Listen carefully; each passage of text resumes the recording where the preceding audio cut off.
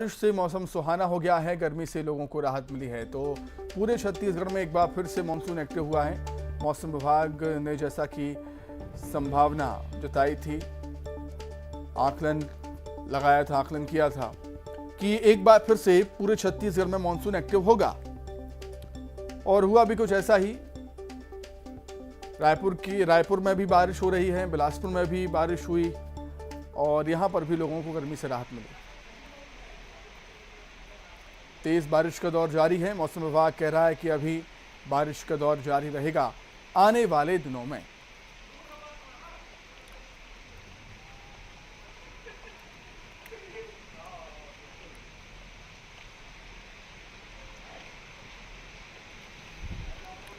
तो दो तस्वीरें आपके सामने हैं, एक रायपुर की और दूसरी बिलासपुर की।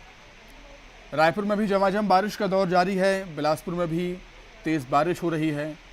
दोनों ही जगहों पर लोगों को गर्मी से राहत मिली है, उमस भरी गर्मी से लोगों को राहत मिली है। मौसम विभाग ने पहले भी संभावना जताई थी कि एक बार फिर से छत्तीसगढ़ में मॉनसून एक्टिव होगा। 19-20 तारीख को मॉनसून फिर से एक्टिव होगा पूरे छत्तीसगढ़ में, और वैसा ही कुछ देखने को भी मिल रहा है। रायपुर में भी झमाझम बारिश हुई और बिलासपुर में भी तेज बारिश हुई।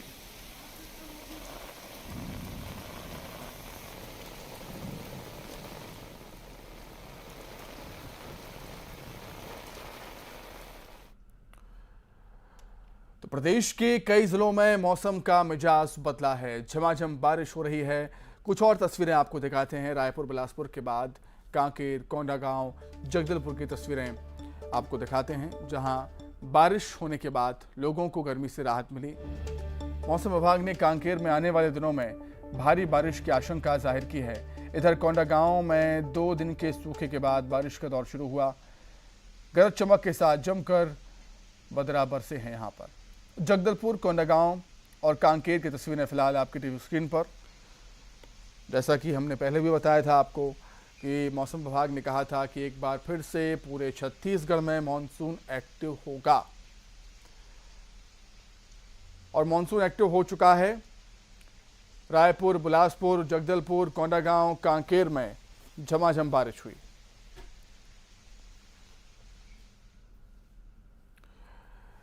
अब बात कुछ और खबरों की। कोंडागांव में कर्मचारियों का प्रदर्शन देखने को मिला। कर्मचारियों ने मंत्री के बंगले का घेराव किया। बारिश के बीच सफाई कर्मचारियों ने घेराव किया है मंत्री के बंगले का।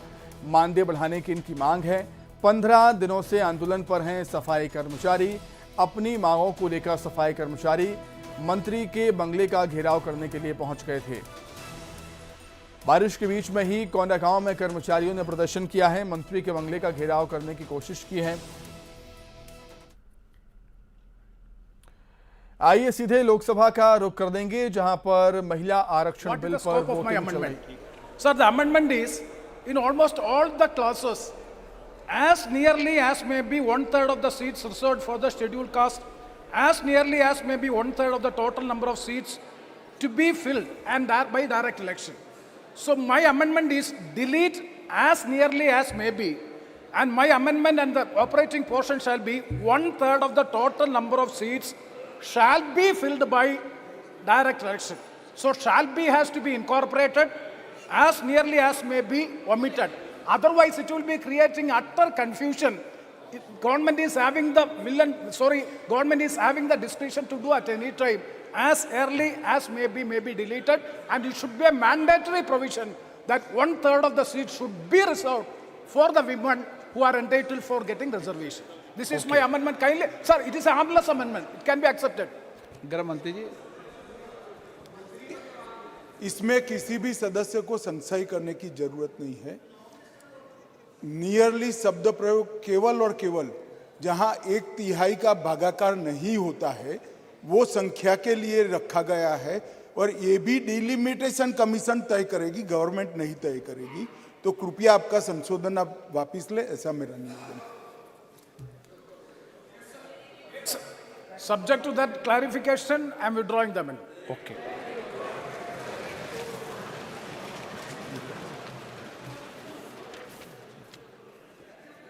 असाउद्दीन ओवैसी जी, क्या आप संशोधन संख्या 37 प्रस्तुत करेंगे? सर आप खड़े हो जाओ, चालू हो जाएगा mic. Sir, I am moving my amendment, sir, and I am asking for a division on it.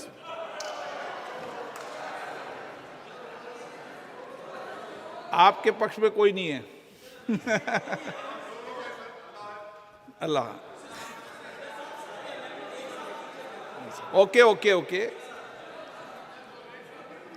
प्रश्न ये कि संशोधन संख्या 37 को स्वीकृत किया जाए। जो इसके पक्ष में हाँ कहें, जो सदस्य विरोध में ना कहें। मेरे विचार में निर्णय ना वालों के पक्ष में, ना वालों के पक्ष संशोधन 37।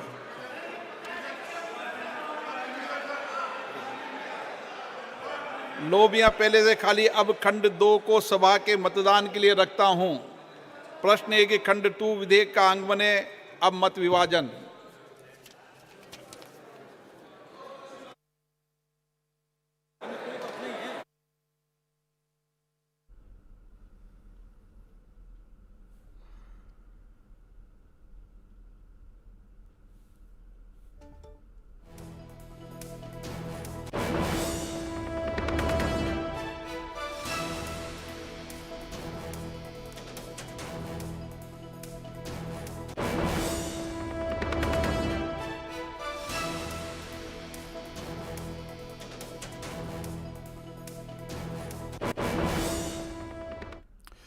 तो लोकसभा से महिला आरक्षण बिल पास हो चुका है, इस वक्त की बड़ी खबर। चलिए अब आगे बढ़ते हैं। असम के सीएम पर सीएम भूपेश बघेल ने पलटवार किया।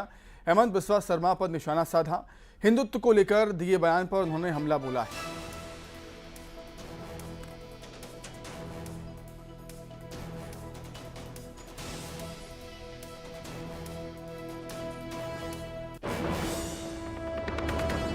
शर्मा जी हिंदू हैं, नरेंद्र मोदी जी हमारे प्रधानमंत्री जी हिंदू हैं, और हिंदू धर्म के आधार पर यदि माता या पिता की मृत्यु हो जाए तो पुत्र है उस बाल देते हैं, सिर मुड़ाते हैं। अब हेमंत बिस्वा शर्मा जी से कहना चाहूँगा, मोदी जी तो सर मुड़ाए नहीं उसकी माँ जी के देहावसान होने के बाद। अब हेमंत बिस्वा शर्मा जी से ये कहूँगा कि वो नरेंद्र मोदी जी के मुंडन करा ले, अभी तक नहीं कराए माता जी के जाने के बाद, तो उसका मुंडन कराएंगे तो मैं हेमंत बिस्वा शर्मा को हिंदू मानूंगा। वहीं बीजेपी ने कांग्रेस सरकार पर हमला बोला है। सीएम के बयान पर बीजेपी ने पलटवार किया है। पीएम मोदी पर दिए बयान को लेकर निशाना साधा। कांग्रेस की दुखती रग पर आया है सीएम भूपेश बघेल का बयान। सीएम के पिता भगवान राम को अपमानित करते हैं, स्टालिन के बयान पर क्या जवाब देगी कांग्रेस, ये सवाल पूछा है बीजेपी ने। मुख्यमंत्री जी का जवाब आया है और उस प्रश्न पर आया है जो एक दुखती रग है कांग्रेस की और भूपेश बघेल जी की। जब कल असम के मुख्यमंत्री माननीय श्री हेमंत बिस्वा शर्मा ने पूछा था कि क्या भूपेश बघेल सोनिया जी और राहुल जी को अयोध्या के राम मंदिर ले जाएंगे, शायद ये बड़ी दुखती रग है कांग्रेस की, और इससे भूपेश बघेल जी तिलमिला गए और उन्होंने माननीय प्रधानमंत्री जी की माता के देहावसान के बाद के प्रश्न पूछना शुरू कर दिए। मुझे ऐसा लगता है जब हम कांग्रेस के सिद्धांतों की बात, कांग्रेस के विचारों को सामने लाते हैं तो कांग्रेस तिलमिला जाती। तो लगातार हम देख रहे हैं कि राजनीति चरम पर है।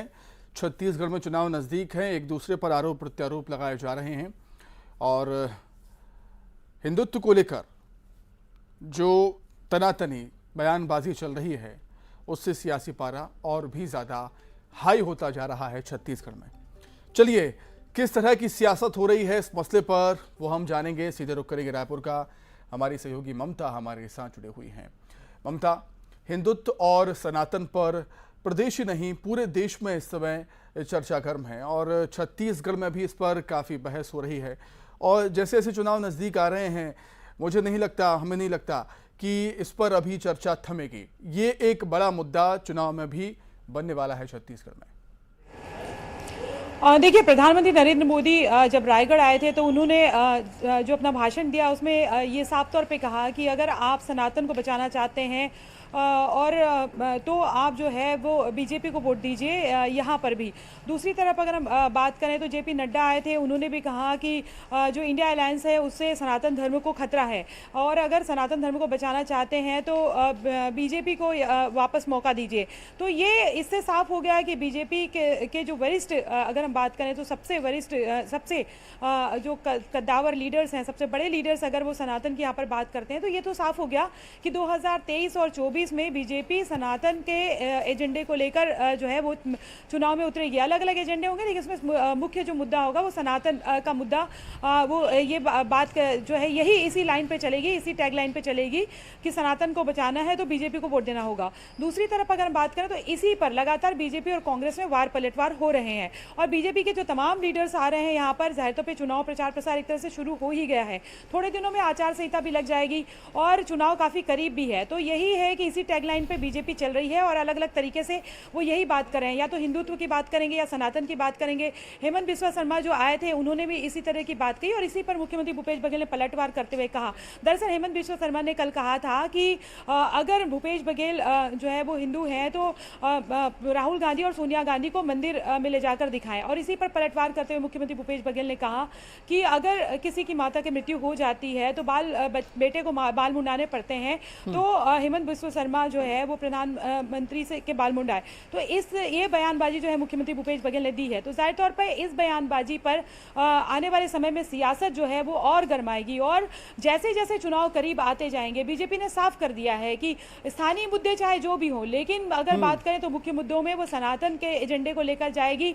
दूसरी तरफ अगर हम बात करें तो चंद्रयान को लेकर भी लगातार बात की गई। तो ये बीजेपी मान के चलती है कि इस एजेंडे को लेकर यहाँ पर बढ़ना है और इसी पर जाहिर तौर पे अगर बीजेपी के लीडर्स को वार करेंगे तो कांग्रेस की तरफ से पलटवार होगा और आने वाले समय में देखना ये होगा कि जो नतीजे विधानसभा चुनाव के कैसे होते हैं।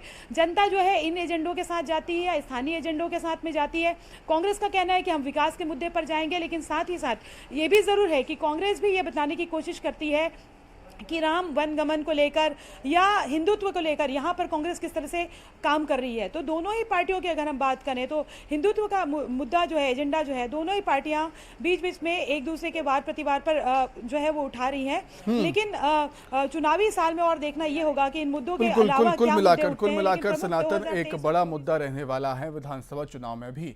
ममता, बहुत धन्यवाद आपका जुड़ने के लिए, तमाम बातचीत के लिए आपका बहुत शुक्रिया। आगे बढ़ेंगे, अब बात करेंगे ओपी चौधरी की, जिन्होंने सीएम भूपेश बघेल को खुली चुनौती दी है। ओपी चौधरी कह रहे हैं कि सीएम भूपेश बघेल मेरे खिलाफ चुनाव लड़ रहे हैं, मैं उनके खिलाफ चुनाव लड़ने के लिए तैयार हूं। ओपी चौधरी का ये कहना। कुल मिलाकर खुली चुनौती चुनावी मैदान में ओपी चौधरी ने सीएम भूपेश बघेल को दी।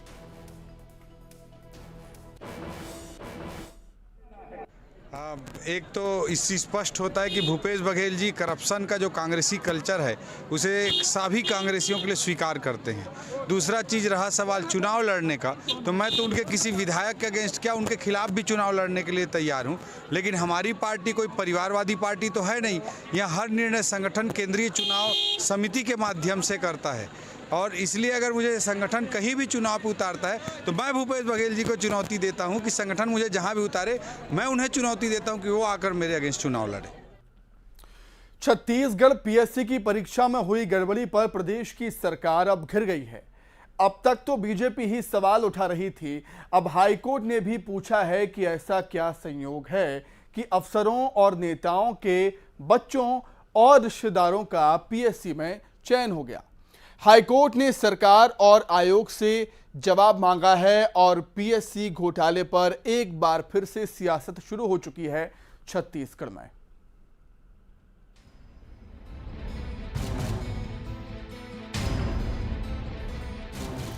सीजीपीएससी घोटाले पर छत्तीसगढ़ की भूपेश सरकार घिर गई है।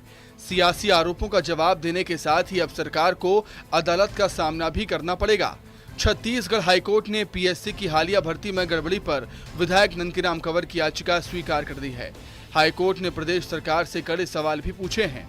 कोर्ट ने सवाल उठाया है कि ऐसा क्या संयोग है कि अफसरों और नेताओं के बच्चों और रिश्तेदारों का पीएससी में चयन हो गया। हाईकोर्ट ने इस मामले पर सरकार और आयोग से जवाब मांगा है। पीएससी पर प्रदेश में लंबे समय से हंगामा लगातार जारी है और अब हाईकोर्ट की सख्ती के बाद सरकार ने मामले की जांच की बात कही। सरकार जांच के बाद कोर्ट में जवाब पेश करेगी। मामले पर फैसले तक नियुक्तियों पर यथास्थिति रहेगी। कोर्ट के अगले आदेश तक नियुक्तियों की प्रक्रिया को अंतिम रूप नहीं दिया जाएगा। पीएससी नियुक्तियों पर हाईकोर्ट के सवाल के बाद अब बीजेपी सरकार पर हमलावर हो गई है। पूर्व सीएम रमन सिंह ने कहा कि कांग्रेस का भ्रष्टाचार सामने आ गया है। नेता प्रतिपक्ष नारायण चंदेल ने भी सरकार को घेरा। दूसरा फैसला जिसमें सीधी पीएससी के मामले की बात है, उच्च न्यायालय ने कांग्रेस सरकार को न केवल फटकार लगाई है बल्कि उन्होंने 18 मेरिट होल्डर जो कांग्रेस के नेता अधिकारियों से संबंधित है, पीएससी चेयरमैन के रिश्तेदार हैं, उनकी नियुक्ति पर रोक लगाते हुए नियुक्तियों पर हाईकोर्ट के सवाल के बाद प्रदेश की सरकार निशाने पर है।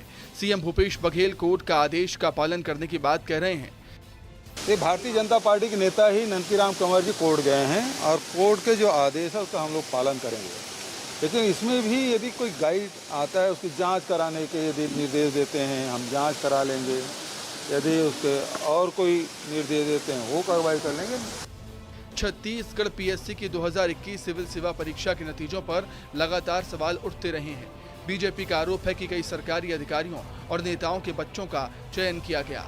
अब तक सरकार इन आरोपों को नकारती रही है, लेकिन अब हाईकोर्ट ने भी सवाल पूछा है। कोर्ट की फटकार के बाद सरकार घिरती हुई नजर आ रही है। Bureau report news 18 Madhya Pradesh Chhattisgarh. और आइए अब देखेंगे 25 सेकंड